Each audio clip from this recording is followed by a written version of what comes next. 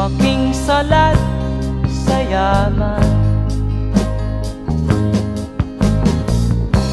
Maagang nawala si ama.